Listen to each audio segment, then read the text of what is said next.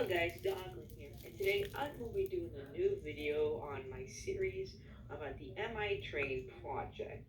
And before we begin, if you're new to this little mini series about the project, I'll give you a brief history about the proposed commuter service line that will take passengers or Michiganders from Ann Arbor, Michigan to Traverse City, Michigan. Let's get Back in 2011, a Traverse City company called Groundworks had an idea to make a commuter train service from Ann Arbor, Michigan to Traverse City, Michigan.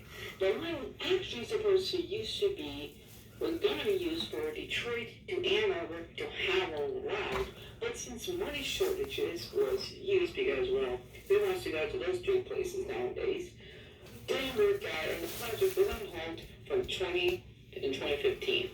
Now, it has a chance. Back in 2017, they started backing up their service up again and trying to work on everything else. And they were actually going to do test runs in the summer this year, but COVID happened. I actually got a hold of the man who was working on the project to ask him questions, and we're going to be talking about them right now.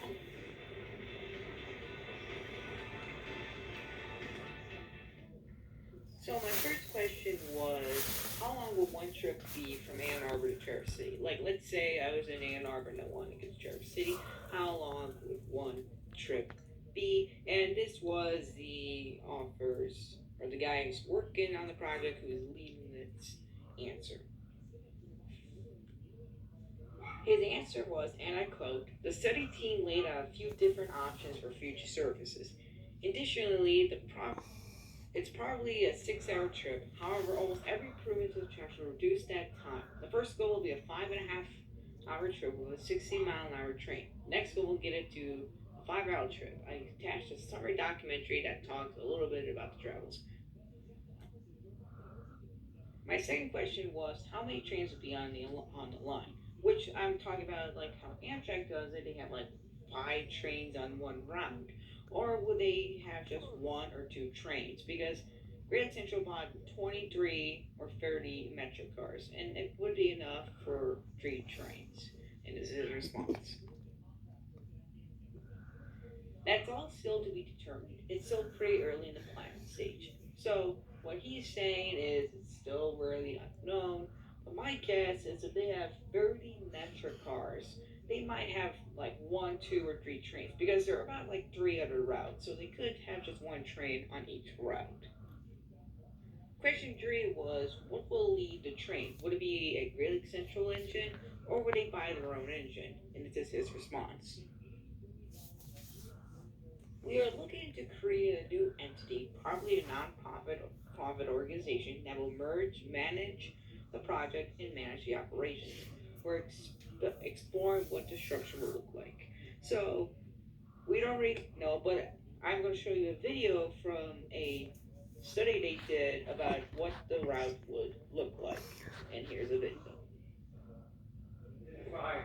What type of train service you should basically have in the future. And so essentially we're looking at 3 kind of levels of service.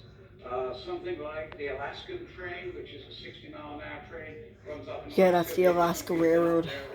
Holiday and sort of seeing This is train from service Parker take Allen off. Studios that you're watching. It's the We new could video up to from that Parker to 90 miles that he an just hour, which made. would use the faster I'm recording the passenger whole thing. type locomotive. My phone runs out of And, memory, I'll more delete some stuff. sort of consistent, But just make sure we get the whole thing. consists with Okay. trains, or Bye. whether we can actually go to 110, which would give us a very real attractive run and make it highly competitive with the automobile, which would be very, very exciting thing to do because people really do love their cars in Michigan. Basically, what he's saying is that a 60-mile-an-hour train would have an engine like the Alaska Railroad, a diesel engine. And if they went up to 90 miles an hour, Groundworks is a really environmental friendly railroad, so they would possibly use one of those new chargers with Amtrak surrounding it. Or they would borrow some 2 or 3 Great Central engines, but it's still unknown. My last question is one that everyone wants to know: when will it start? And this is his response. we might be able to do some special event trains by the summer of 2022. Our first goal is to do a test run in the spring of 2022. So it's definitely not possible to do a cherry festival train in 2022. So basically, and they're planning on doing special events trains in 2022 and maybe 2023. There's a goal that they are going to do weekend summer service and either that same summer or the next summer. I'm going to be showing you guys some graphs really quickly. So the first graph is trains versus auto times. So for an automobile to get to Traverse City from Ann Arbor, it's 4 hours and 40 minutes. On a 60-mile-an-hour train, it's 5 hours. On a 90-mile-an-hour, it's 4 hours and 29 minutes. And a 110 will be really competitive for 3 hour and 27 time.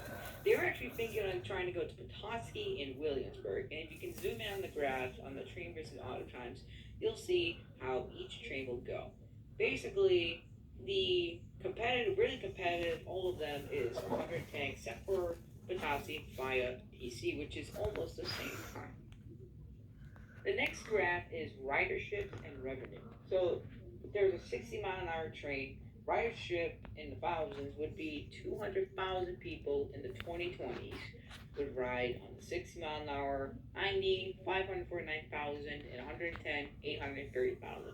Revenue in the millions for 60 mile an hour in the 2020s would be $8.72 million, 90 mile an hour, 28.66 million, and for 110, 51.62. That's all we have right now of the MI train. So basically in this video, the service or special event train should start next summer and that's about it for this video. Thank you all for watching. See you next time. Peace.